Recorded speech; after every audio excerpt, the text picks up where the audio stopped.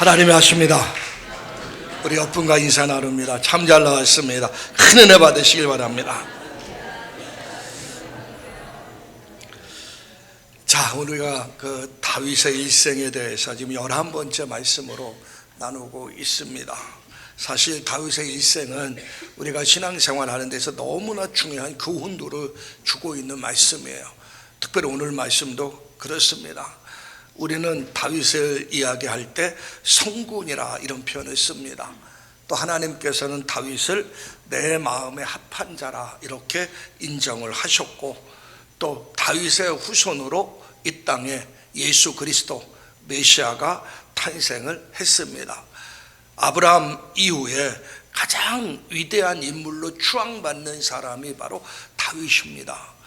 그런데 그만큼 다윗이 이렇게 위대하고, 또 예수님 하나님 마음에 합한 자였고, 또 예수님의 족보에 다윗이 들었고, 이 모든 부분을 보면은 그러면 다윗이 흠이 없고 허물이 없는 사람인구나 이렇게 생각할 수가 있습니다.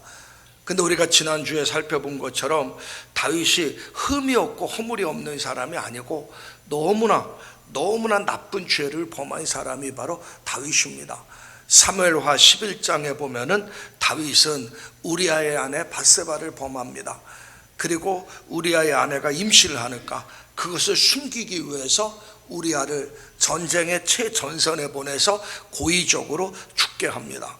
엄연하게 간음죄와 살인죄를 범한 게 바로 다윗입니다. 율법에 보면 간음죄와 살인죄는 사형에 처하도록 되어 있어요.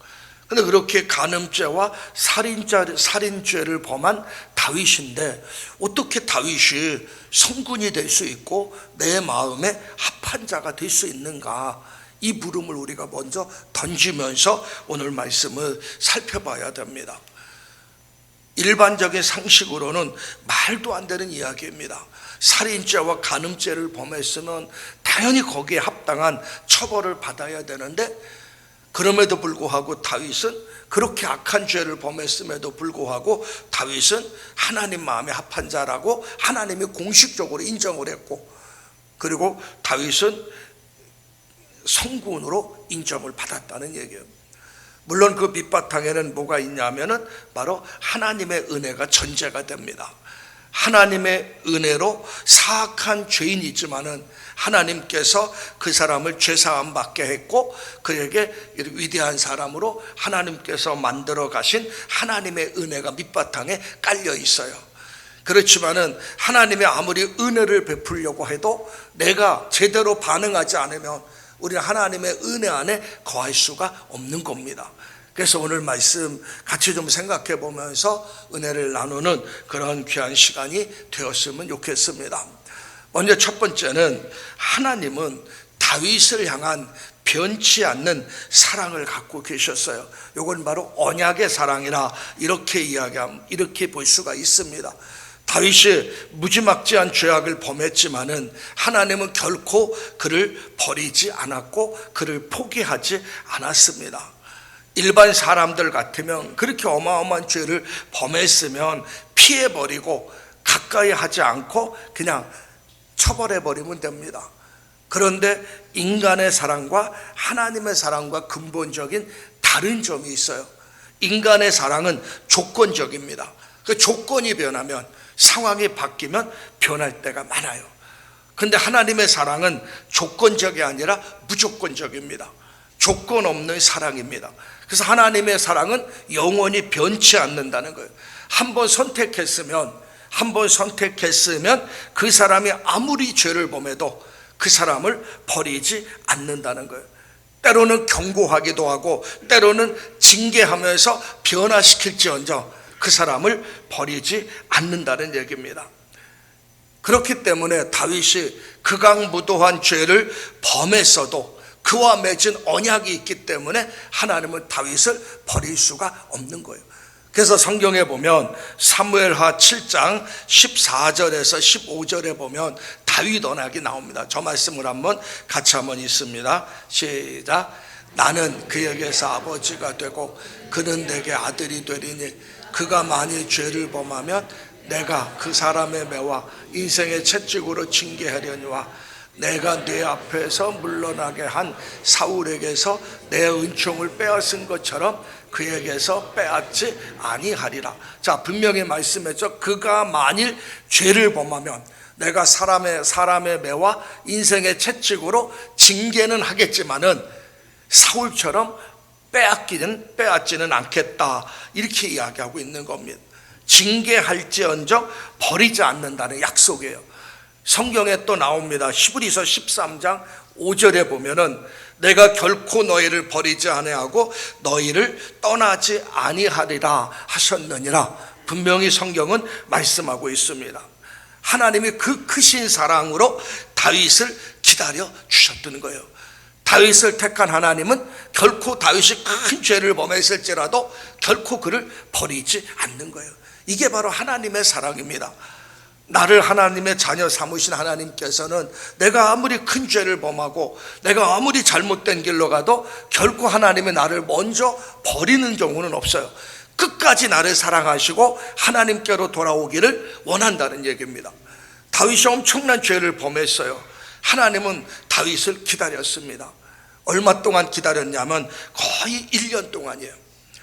다윗이 우리아의 아내 밧세바를 범하고 우리아를 죽였어요. 그리고 나서 아무 문제가 없어요. 다윗의 삶에는 하나님의 징계도 없습니다. 1년 동안 하나님은 기다렸어요.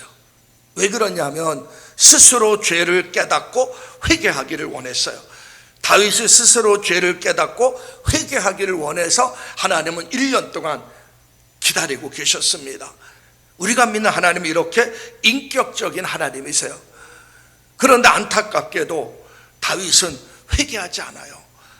이미 심령이 죄로 인해서 둔해질 대로 둔해졌기 때문에 그의 영혼은 회개할 줄 모르는 거예요.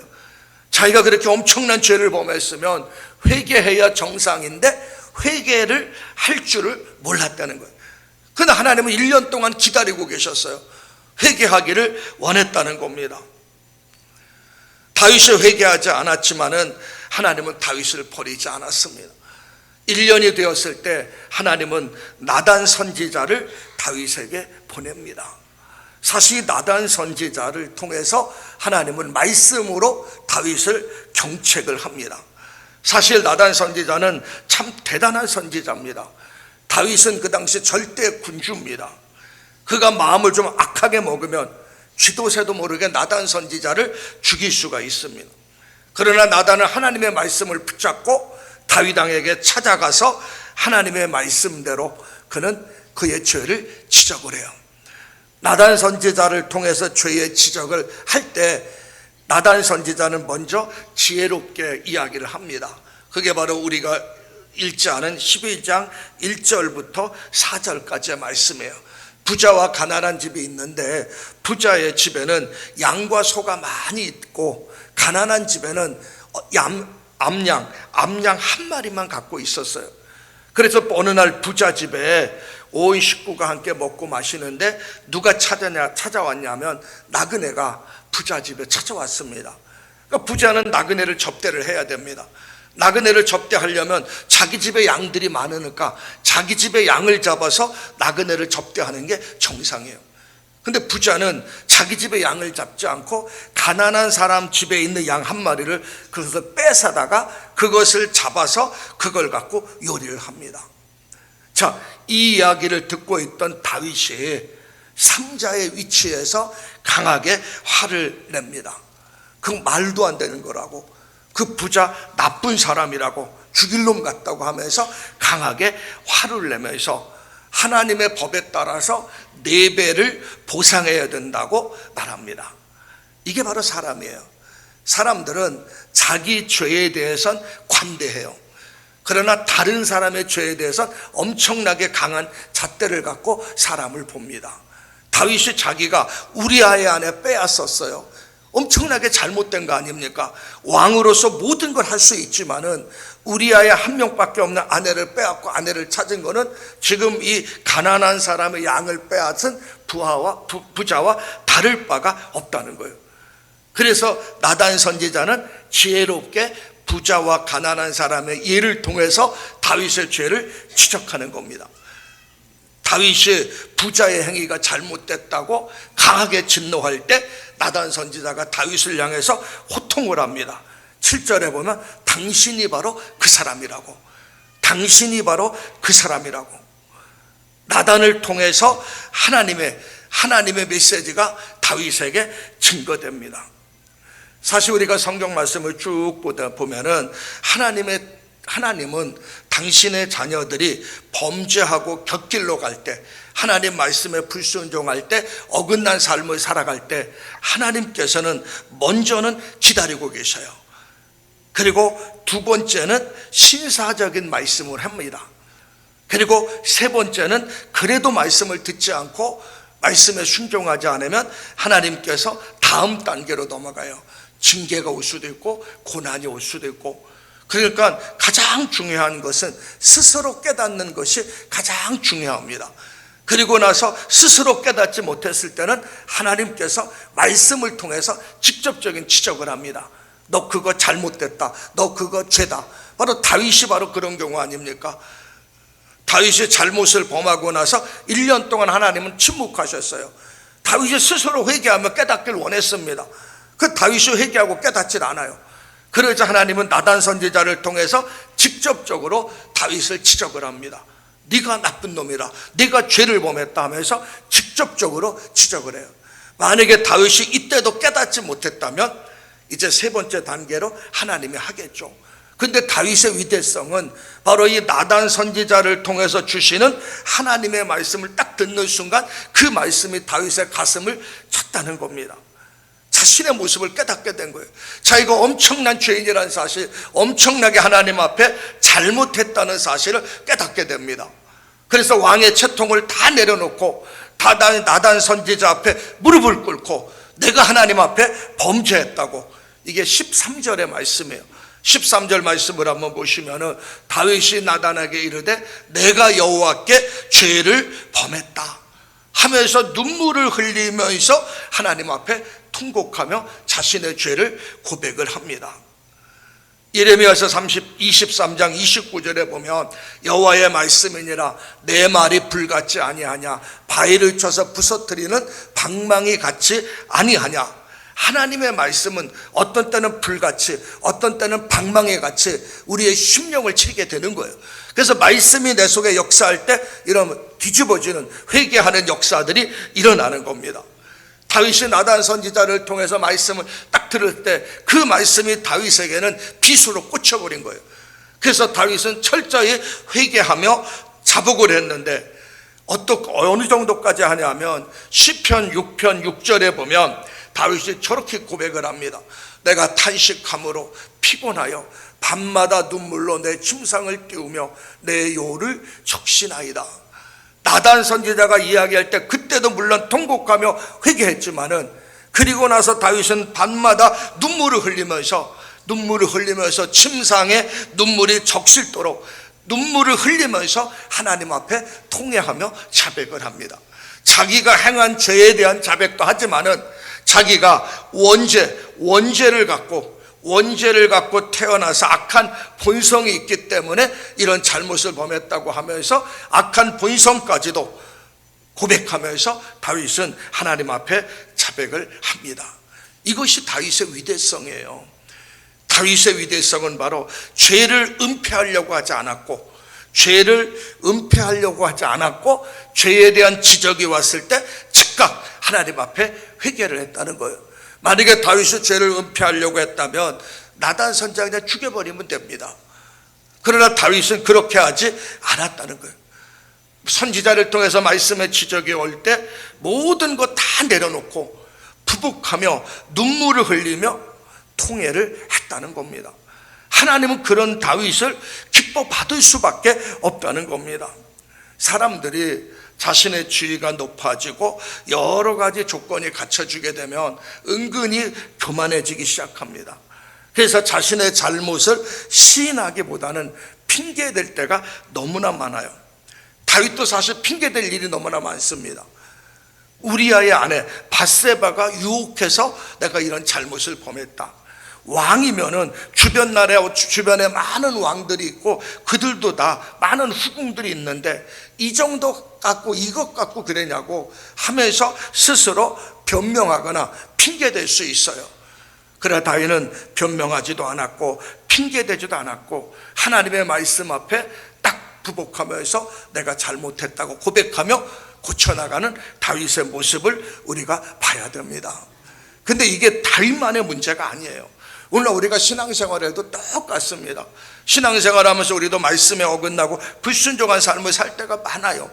그때마다 하나님께서는 때로는 기다립니다. 때로는 기다려도 움직이지 않으니까 하나님께서 말씀을 통해서 지적을 해줘요. 그러니까 우리가 정말 다윗 같다면, 위대한 사람이 되길 원한다면 하나님의 말씀의 지적 앞에 하나님 내가 잘못했습니다 하면서 회개하고 자복하면 하나님 우리의 죄를 사하시고 아름답게 우리를 사용할 수가 있는 겁니다.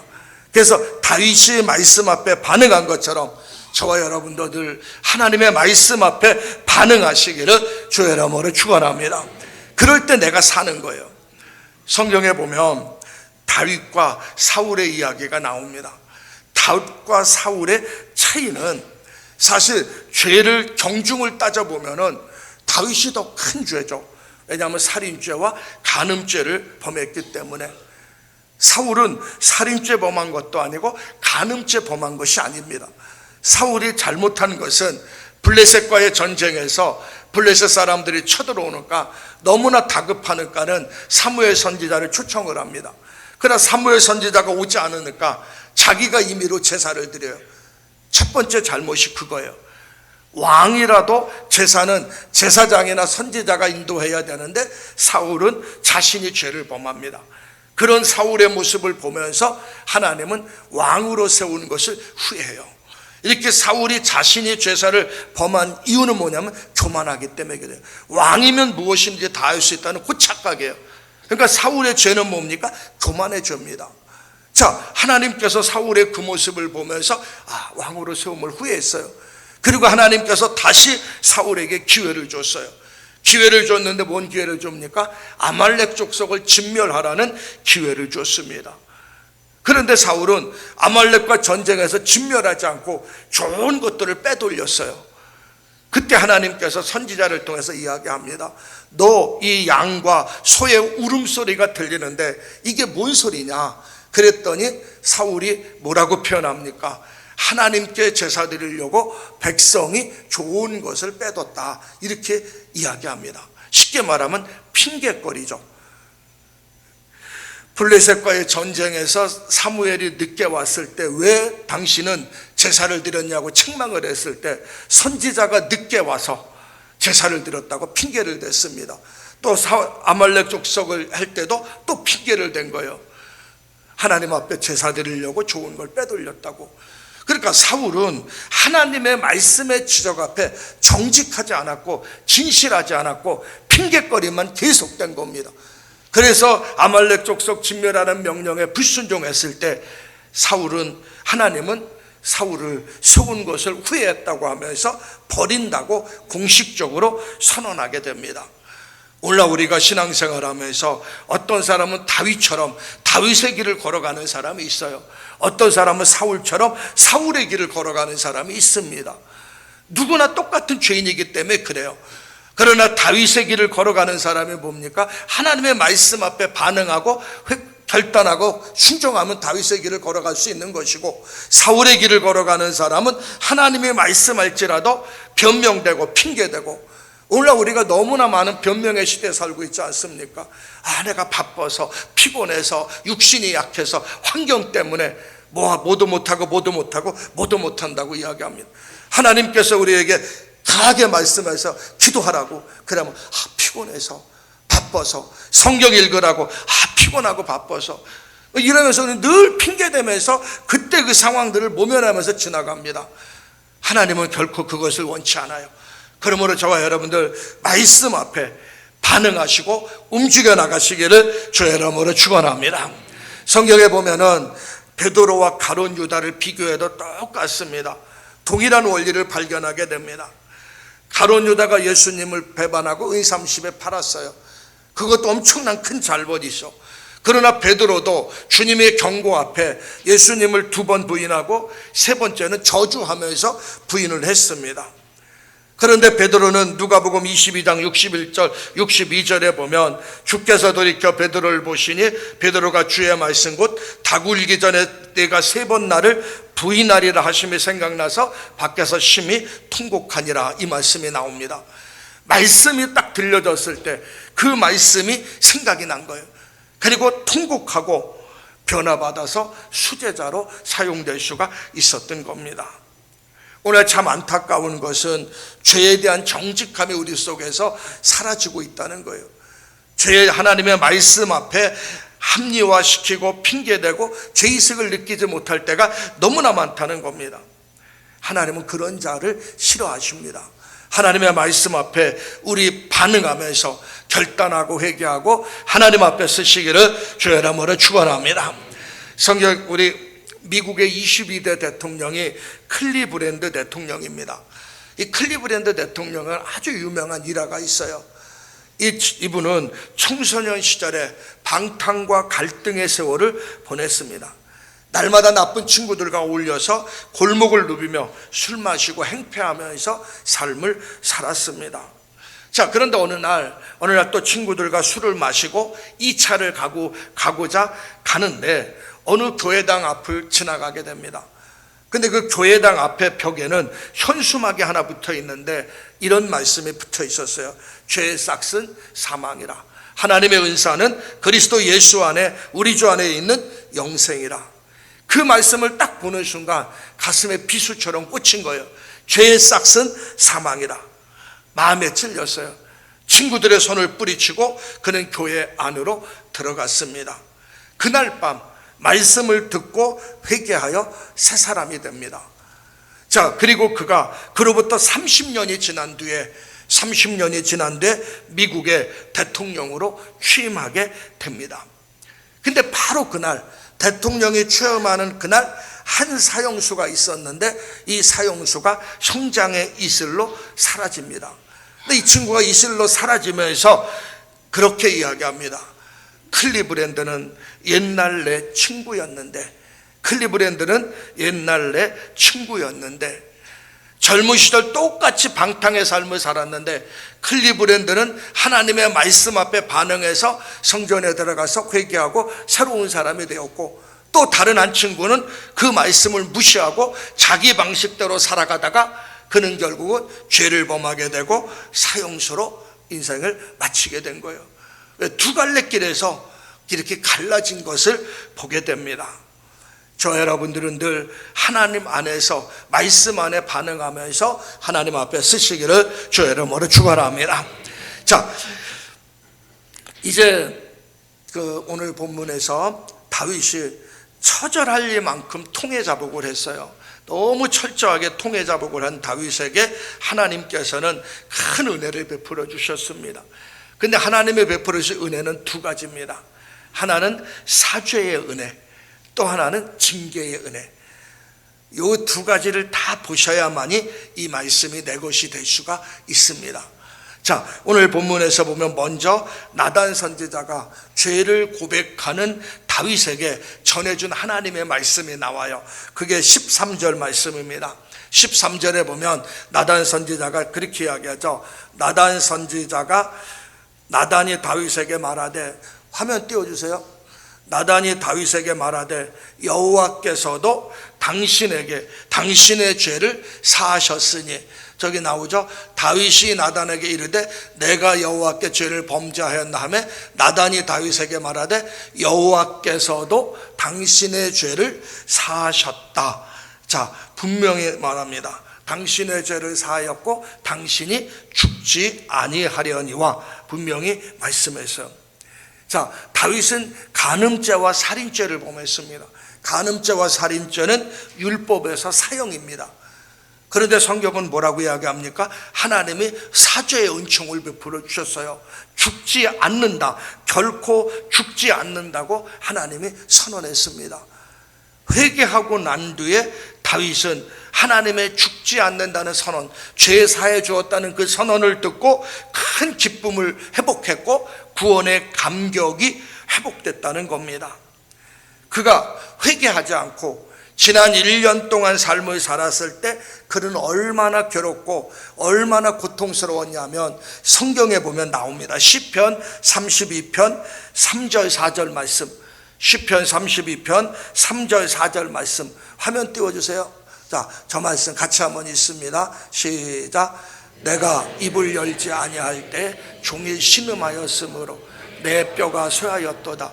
주의 손이 주야로 나를 누르시오니 내 진액이 빠져서 여름 가뭄에 빠름 같도다. 저게 최악의 고통을 표현할 때 지금 저 표현을 쓰고 있는 겁니다. 다윗이 죄를 고백하지 않고 죄 가운데 1년 동안 지나면서 다윗은 죄를 지은 것 때문에 불안, 두려움, 공포, 괴로움, 그것이 다윗의 삶을 지배하고 있었다는 겁니다. 그런데 죄를 회개하고 나니까 하나님이 죄를 사해 주셨고 죽지 않는다고 했을 때 다윗은 죄사함의 기쁨을 얻었고 구원의 감격을 회복하게 되었던 거예요. 바로 이것입니다. 죄를 갖고 있으면 그 죄에 대한 회개를 하지 않으면 그것이 나를 눌러요. 신앙의 기쁨도 상실하고 신앙의 즐거움도 상실해 버립니다. 그러나 회개하면 하나님께서 우리의 죄를 다 용서해 주시고 우리에게 기쁨과 구원의 즐거움을 누리도록 하신다는 거예요. 바로 다윗은 바로 그 놀라운 은혜를 체험하게 된 겁니다. 나단 선지자의 지적 앞에 회개했을 때 하나님은 다윗에게 사죄의 은혜를 회복하여 주신 거예요. 자, 여기까지가 이제 전 단계입니다. 두 번째는 정말 중요한 것은 징계입니다. 죄를 지었으면 회개를 하게 되죠. 회개를 하게 되면 하나님께서 깨끗하게 용서해 주시면 끝나는 거 아닙니까? 그런데 오늘 성경 말씀에도 보면 용서해 주셨다고 하면서 몇 가지 문제가 나와요. 근친상간. 오늘 여기 말씀을 한번 12절 말씀해 보면 12절 10절 말씀도부터 보면 이제 네가 나를 업신여기고 햇사람의 우리 아내를 빼앗아 내 아내로 삼았은즉 칼이 내 집에서 영원토록 떠나지 아니하리라. 첫 번째 나오죠. 칼이 내 집에서 떠나지 아니하리라. 여호와께서 또 이와 같이 이르시기를 내가 너와 네 집에 재앙을 일으키고 내가 내 눈앞에서 내 아내를 빼앗아 이웃들에게 줄 것이다. 자, 이 내용들이 무슨 내용이냐 하면은 다윗이 죄를 하나님은 깨끗이 용서해 주셨지만은 죄에 대한 징계가 다윗의 삶 속에 찾아온다는 얘기예요. 그래서 계속 다윗의 삶 속에는 문제가 생깁니다. 근친상간이 생겨요. 암논이란 다윗의 아들이 그의 그 딸을, 그러니까 다윗의 딸 다말을 강간을 하게 됩니다. 그리고 압살롬이 그런 암논을 죽이게 됩니다. 그리고 압살롬이 반역을 하면서 다윗이 궁궐에서 쫓겨나게 되고 압살롬이 반역한 이후에 다윗의 후궁들을 범하는 이런 잘못을 범하게 돼요. 이것이 역사 속에서 실제 이루어지게 됩니다. 그래서 다윗이 죄를 용서함 받은 이후에 다윗의 삶 속에는 계속적으로 하나님의 징계의 채찍이 그 상황 속에 계속 이루어지게 됩니다. 이 징계는 꼭 알아야 될 것이 있어요. 죄값이 아니란 얘기예요. 우리는 이 징계를 다윗이 죄를 지었기 때문에 하나님께서 죄값을 받는구나 이렇게 생각하면 잘못 해석하는 겁니다. 죄값을 받으면 그 정도로 끝이는 것이 아니라 다윗이 죽어야 정상이에요. 왜? 간음죄와 살인죄를 범했기 때문에 다윗이 죽어야 정상입니다. 그렇기 때문에 이것은 죄값이 아니고 단지 그에게 징계를 함으로써 그가 철저히 경계함으로 그를 성화시키고 온전한 하나님의 사람으로 만들고자 하는 하나님의 섭리가 그 속에 있다는 얘기입니다. 그래서 징계를 만날 때마다 다윗은 늘 경성하게 돼요. 징계를 만날 때마다. 그리고 온전한 하나님의 사람으로 다윗이 바뀌어지게 됩니다. 그래서 이런 징계는 하나님의 공의를 드러내는 동시에 하나님의 사랑의 다른 표현이라는 얘기예요. 한 번 죄를 범한 사람이 죄 용서함 받았다고 해서 또다시 죄를 범하지 말라는 법이 없어요. 그러니까 하나님께서는 죄를 깎듯이 용서해 주시지만은 그가 또 다른 죄를 범하지 않도록 일정한 징계의 과정을 통해서 그를 만들어가는 거예요. 그래서 다윗이 온전한 하나님의 사람으로 바뀌어지는 겁니다. 그러니까 징계는 다윗을 향한 또 다른 사랑의 표현이란 얘기예요. 이것이 바로 인간은 좀처럼 이해하기 힘들지만은 하나님의 선한 방법입니다. 그래서 성경 히브리서 12장 8절에 보면 징계는 다 받는 것이거늘 너희가 없으면 사생하여 친아들이 아니라 이렇게 말하고 있는 겁니다. 징계를 통해서 비록 괴롭지만은 다윗은 그 징계의 과정을 통해서 온전한 하나님의 자녀로 성화되고 성숙되는 이런 놀라운 은혜를 경험하게 돼요. 그 이치를 알았기 때문에 다윗은 고난을 달게 받으면서 잘 이겨나갔다는 겁니다. 그래서 놀라운 일이 생깁니다. 훗날에. 그게 뭐냐면 우리가 아는 바와 같이 다윗의 뒤를 이어서 솔로몬이 아들이 돼요. 그런데 솔로몬이 그 왕이 됩니다. 근데 솔로몬이 누굽니까?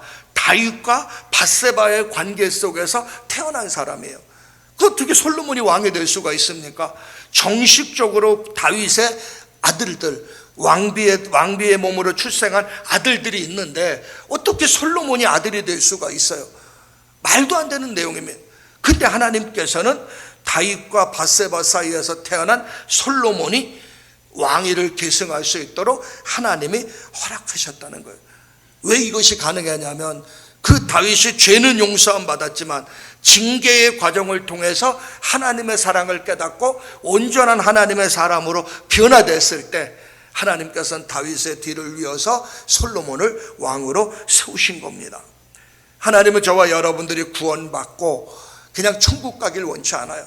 이 땅에서 구원받은 자로서 하나님의 온전한 사람으로 만들어가서 주변에 선한 영향을 끼치며 하나님이 영광 돌리며 삶을 살다가 하나님 나라에 가길 원한다는 겁니다. 우리는 그런 하나님 나라에 가길 그런 삶을 살기 위해선 다윗처럼 비록 실수는 많았지만은 허물도 많았지만은 하나님의 말씀 앞에 정직하게 자신들을 돌아보며 진실하게 신앙생활하는 그런 사람들이 되어야 된다는 거예요. 그래서 늘 말씀을 두렵고 떨림으로 들어야 됩니다. 그리고 들은 말씀은 가슴에 부딪히고 부딪힌 말씀을 붙잡고 결단하고 회개하면서 온전한 하나님의 사람으로 세워져 나가야 돼요. 그럴 때 우리는 영광스러운 성자의 모습으로 변화돼서 하나님 앞에 설 수 있는 그런 자녀가 되는 겁니다. 이제 말씀의 결론은 그거예요. 앞에서 얘기한 것처럼 우리에겐 두 갈래 길이 있습니다. 다윗의 길이 있고 사울의 길이 있어요. 둘 다 똑같이 하나님 앞에 죄를 범하고 잘못을 범했습니다. 어떤 사람은 다윗의 길을 걸어갈 수도 있고 어떤 사람은 사울의 길을 걸어갈 수도 있습니다. 아까 예화 중에 이야기한 것처럼 클리브랜드 대통령처럼 걸어가는 길이 있고 그 친구처럼 걸어가는 길이 있어요. 성경 신명기에서는 분명히 이야기합니다. 생명과 사망, 복과 저주 내 앞에 열려 있다고. 두 길이 우리 속에 있는 거예요. 우리 구원받은 저와 여러분들은 생명의 길을 걸어가야 되고 축복의 길을 걸어가야 됩니다. 비결은 다른 게 없어요. 바로 하나님의 말씀 앞에 내가 어떻게 반응하냐, 그 문제입니다. 다윗처럼 하나님 말씀 앞에 반응해서 결단하고 움직여서 아름답게 신앙생활 하시기를 주의 이름으로 축원합니다.